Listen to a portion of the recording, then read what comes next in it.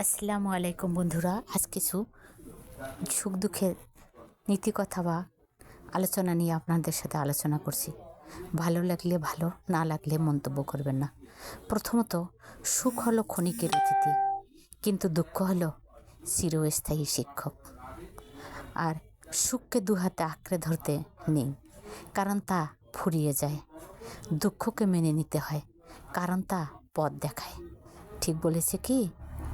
ও সুখ হলো জ্যোৎস্নার হাসি, আর দুঃখ হলো আকাশের কালো মেঘ। তবে মেঘের পরেই তো আলো আসে, ঠিক না বন্ধু?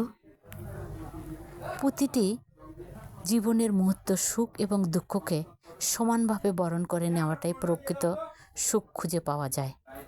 দুঃখ আছে বলেই সুখ এবং এর মূল্য বোঝা যায়, কিন্তু যেমন অন্ধকারের কারণেই আলোর গুরুত্ব বোঝা যায়। থ্যাংক ইউ বন্ধুরা, ভালো থাকুন।